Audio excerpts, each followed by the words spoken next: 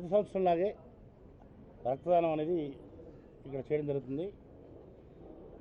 దాదాపు 10 సంవత్సరాలుగా మేము ఈ రక్తదాన కార్యక్రమాన్ని నిర్వర్తిస్తున్నాం.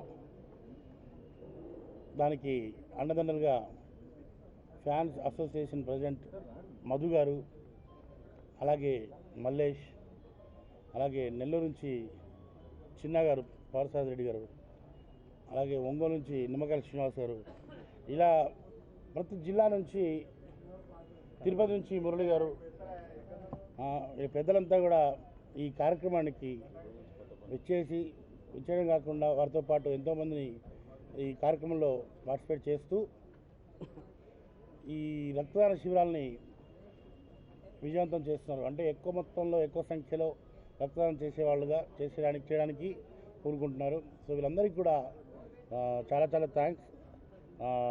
ఒక రక్తదానం చేయడం అనేది మామూలు విషయం కాదు. దాని గురించి చాలామంది చాలా సింపుల్గా మాట్లాడచ్చు, కానీ అంత తేలికైన విషయం కాదు. ఒక మన బాడీలోంచి రక్తం ఇంకా ఇవ్వడం అంటే వేరేకి, కానీ అది ఎంతోమంది ప్రాణాలను కాపాడుతున్న విషయం మాత్రం మనం మర్చిపోద్దు. ఆపదలో ఉన్నప్పుడు బ్లడ్ కోల్పోయి అవసరమైన బ్లడ్ దొరకక, అవసరమైన బ్లడ్ గ్రూప్ దొరకక ఎంతోమంది ప్రాణాలు కోల్పోయిన వాళ్ళు ఉన్నారు.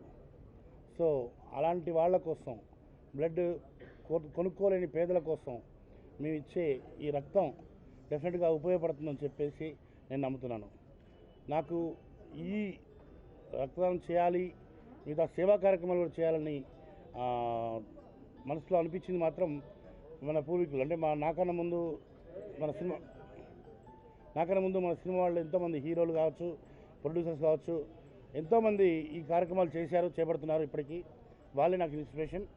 మా నాన్నగారు కూడా ఇలాంటి సేవా కార్యక్రమాలు చేయడానికి చాలా స్ఫూర్తి నాకు.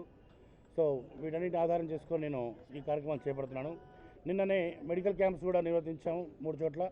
అలాగే అమ్మ ఫౌండేషన్, వైదేహి ఆశ్రమం, అలాగే కొన్ని ఆశ్రమాలకి, కొన్ని బ్లైండ్ స్కూల్స్కి వెళ్ళేసి వాళ్ళకి భోజనం పెట్టించడం, ఇలాంటివి చిన్న చిన్న కార్యక్రమాలు అవ్వచ్చు. కానీ వాళ్ళతో స్పెండ్ చేయడం, వాళ్ళకి చేయుతగా మేము ఉన్నామని చెప్పడం వాళ్ళకు మానసిక ధైర్యాన్ని ఇస్తుంది. అలాగే నాకు కూడా నా ఒక్కరి కోసమే నేను సంపాదించుకుంటున్నాను, నా కోసమే నేను పనిచేసుకొని ఉంటున్నాను, బతుకుతున్నాను అని కాకుండా ఒక సంతృప్తినిచ్చే కార్యక్రమంగా ఈ సేవా కార్యక్రమాలు ఉంటున్నాయి.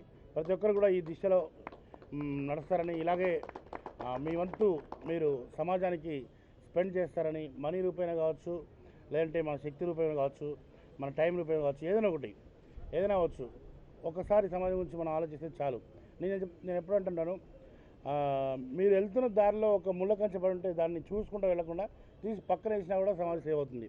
ఎందుకంటే దానివల్ల ఎంతోమందికి త్వరగా వెళ్ళాలనుకున్న వాళ్ళు కారు పంచర్ అవ్వకుండా, టైర్ పంచర్ అవ్వకుండా, ఏదో బైకో ఇలా తొందరగా వెళ్ళాలనుకున్న వాళ్ళకి కూడా మనం దారి ఇచ్చిన వాళ్ళు అవుతాం. అలాగే లేదంటే ముసలి వాళ్ళు ఉంటారు, అంధులు ఉంటారు, రోడ్డు దాటుతున్నప్పుడు గుచ్చుకోవచ్చు.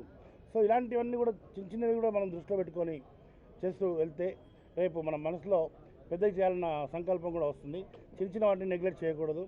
సో ప్రతి విషయంలో మీరు నా ఫ్యాన్స్ అయినందుకు నేను గర్వించేలాగా, నా ఫ్రెండ్స్ అయినందుకు నేను గర్వించేలాగా ఉంటారని చెప్పి ఆశిస్తున్నాను.